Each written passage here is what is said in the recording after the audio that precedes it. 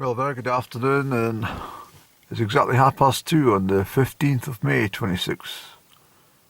And I'm sitting in the car. I've deliberately set off late to avoid the showers, which means I'll return perhaps in twilight. If I stick to the plan and go up to the top of, is it Carn Labhruinn or something? It's way up there. It's away through the back there. It's the one. It's the last hill you see through from Strath.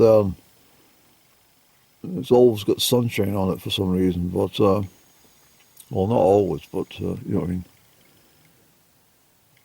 So I really can't be bothered. Quite simply, I cannot be bothered. My body's telling me no chance today, but I've got to push on. So what I might turn out to be is a walk up to the other side of the forest about, what's that, about 4 miles maybe, and check the hillside vegetation, because the problem is up top, it's, you know, I've told you before, I haven't got any Ordnance Survey online now. I've got the map in my rucksack in the boot. So I checked the satellite, and the satellite shows clearly a whole pitted mountainside with peat hags, and that's the worst. It's so time consuming to get through it. But I'd like to try and get up top if possible.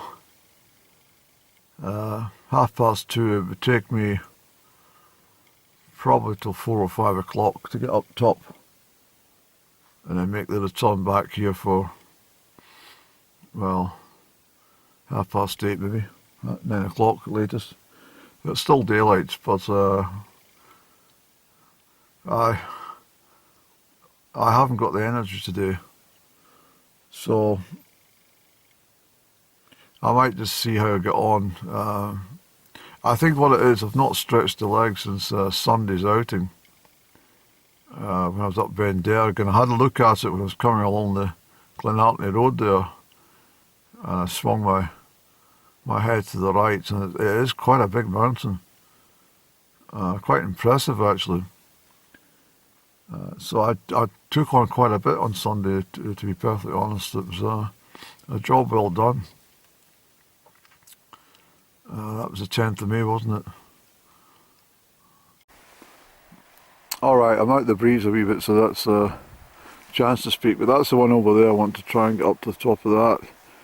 And even from here you can see the peat hags lining the whole summit ridge. So I'm taking it, going round the other side and taking it up because it's less steep. Otherwise it's just straight up. So that's the idea. There's a little bit of rain blowing about in the wind, but nothing too serious.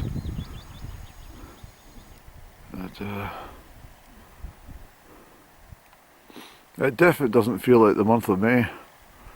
I have experienced chilly Mays in the past, but not as prolonged as this. We have a few days, but this has been endless throughout the month, the last 15 days. And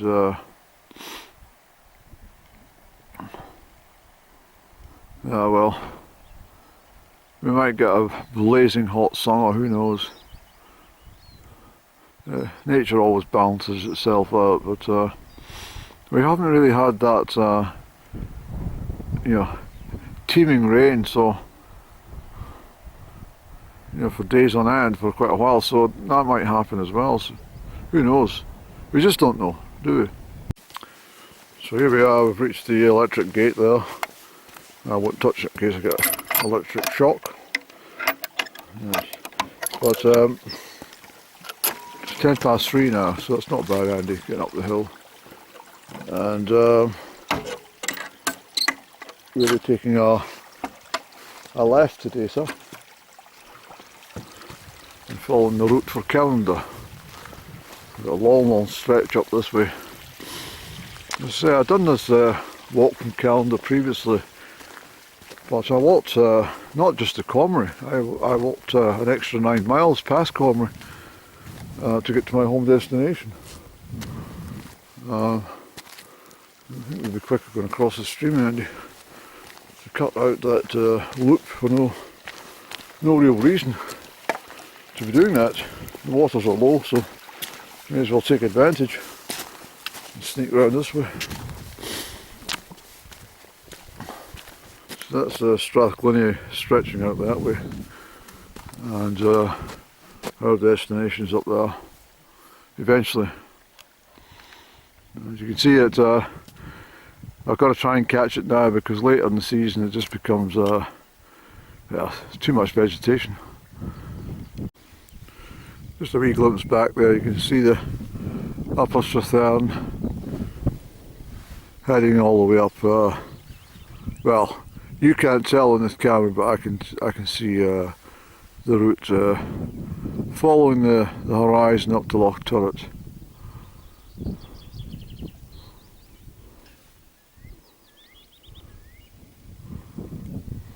If it stays like this, I'll be very happy.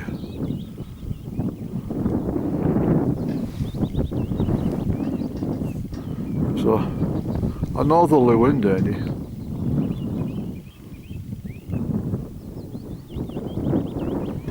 Straight from the north.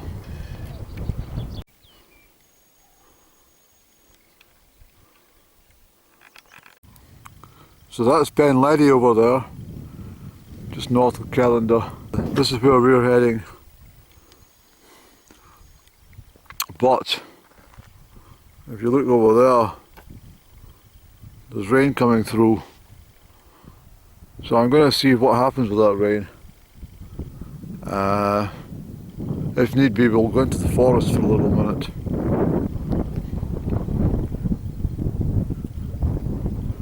It might actually be worth doing it on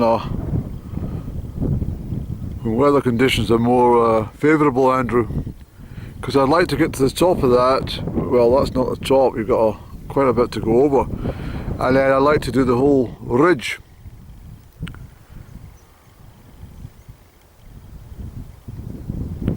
You can see the wind blowing there. And I should say this track wasn't here before. Used to have to plod through the in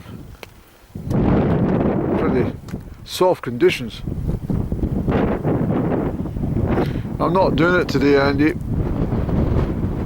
You can feel the wind and you can feel the rain coming through. I just don't want to get soaked.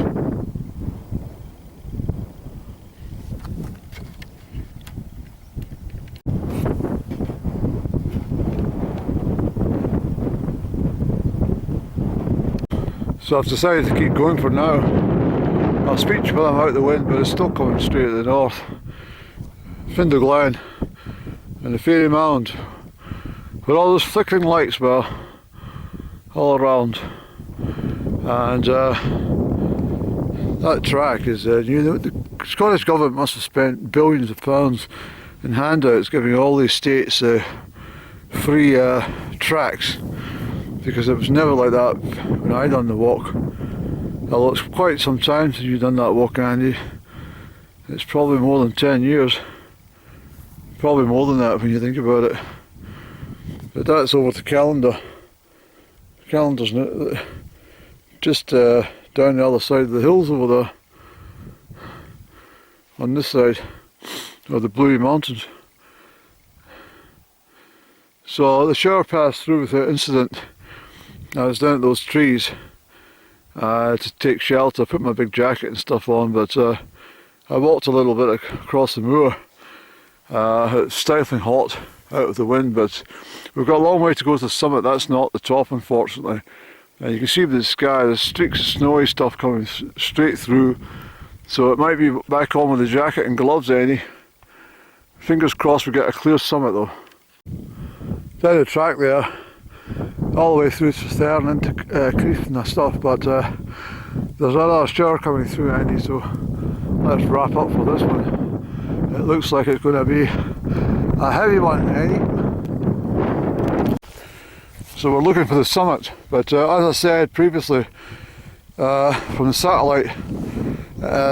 These peat hags are all over the place, so I'll have to get through these, but they might provide me some shelter actually when, well, you can see down into Strath just now, it's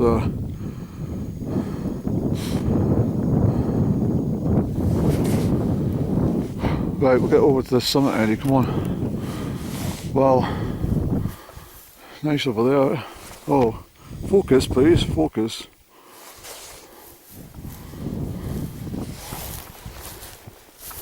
Yeah, it's a beefy shower, but it's taking its direction that way, thank goodness. There's in Vorlich.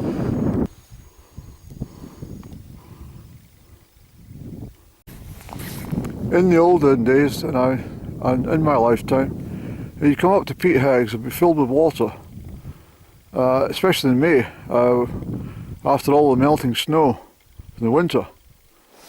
And you'll see Stuka Croin obviously in Vorlich. Did I mention that already? Probably. But look, it's been a drying wind right enough, but I just think that there's so much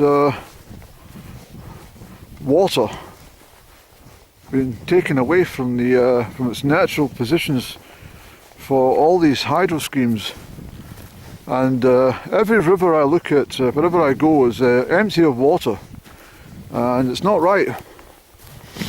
So something's happening that we don't know about, and it's actually quite worrying, because you don't have any fish. If the water's not deep enough, you don't get any fish, and then birds like the heron and stuff like that can't feed, and kingfishers and stuff, you know. So I don't know. I have to approach SEPA and ask them, why is there no water anywhere? What have you done with it all? Look at Strathern, Andy. Tea time in Strathern, a damn good soaking outside the chip shop. Did I mention the summits over here? I can't remember.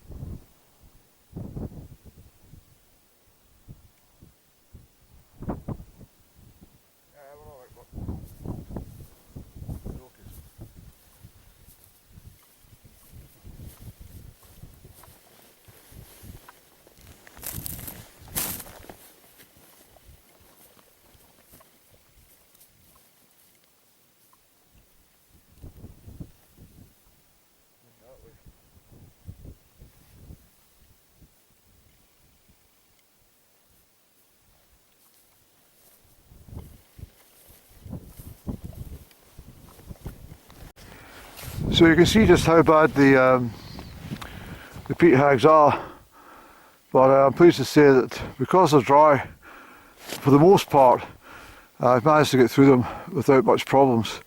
If there have been pools of water in every single place, it would have been, well, wet feet, Andy. But it's gorgeous. This is the summit up here, Andy. Well done you for trekking up. And what time is it, sir? Oh.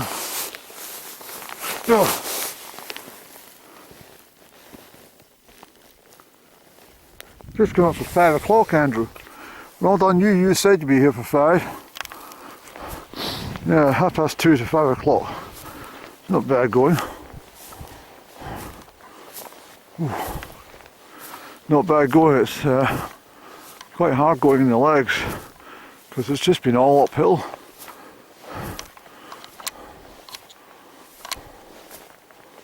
It's gorgeous, isn't it? Look at that. There's Well, you can't even see my car. Glenartney kicks way down, halfway down the glen. You can see right over to Angus, the Sidlaws and everything.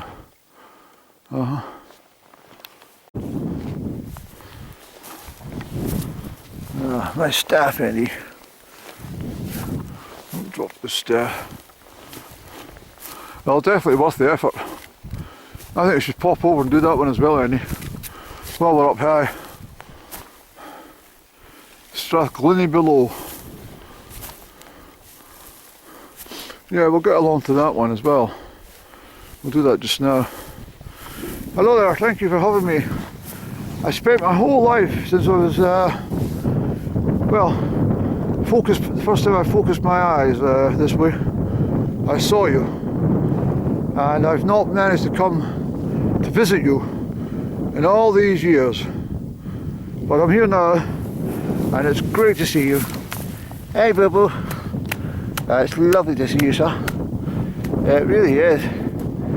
Thank you very much for having me too. Look at this. Oh, looking out from Crieff, and always seeing this one. It's the last one you see before these ones here. Was it that one? Oh, you see this one? Yeah, you do. We're on it. That's the road end down there. So we've walked quite a long loop, and we come up the other side of that lot. But as I say, I looked at the map and it was the easiest way. And yeah, because the gradient's quite steep, I think, on the other side here. We'll have a look along here. Let's go and sit ourselves upon that summit, Andy, and see how we feel. The ones at the back, well, that one in sunlight over there at the back, that's Ben Derg. At the very back of that, that's where I was on Sunday, the 10th of May. So you can see it's quite a big mountain. But in order for me to walk back the whole ridgeline, there's quite an erratic drop and climb and drop and climb, and I didn't have enough daylight to do all that, so it's unnecessary as well. But I will get these lot done in at a future date. But it's absolutely fantastic up here, Andy. The showers were quite wintry, but in saying that, it's getting a bit late in the year for the snowy stuff to lie for long now, because the temperature's above freezing at summit level now, you see. Although with the wind the way it was blowing earlier, if you're up on top of these Munros, it would sub-zero. Yeah, you definitely need your... I've put extra clothing on just for the summit, but coming up the hill I was just on my jumper. Excuse me. So what we'll do, Andy, get over there first, and then we'll come back and we'll get a cup of tea organised. That's a great idea. In fact, we'll get a cup of tea on that rock. We'll get the jet boil on the go, not chancing burning near the grass on the moorland. That's really pleased. I didn't know that big house existed, to be honest. I'm not sure who lives in that big house, but what a place to live, eh? That would suit me perfectly. Apart from the midges and the flies and the stag rut in October, the stags moaning all day and night. And sometimes the sheep can be irritable if they keep crying out. And then of course we've got buzzards. The key of a buzzard can be damn annoying if there's too many of them. What else? Well, I dare say the midges are the worst. So I definitely a good summit to come up on, eh? And as I say, there's Findle Glen away out there. And everybody knows the Wolf Tot, right up to the top of Ben Clark at the back. So, happy days, Andy. Strath Glinnie all the way out where we were on Sunday. So we'll pop over there and we'll claim these two summits. The ones at the back are just too big. Although I've been on that one over there. I've been on that one. And I've been on ones over there. Lots along the ridges. But there's that one over there at the back. You can't see it, so I've not done that. So that's our next goal. Yeah, it's too late in the day to do it today, Andrew. Are you sure? Yes, it is.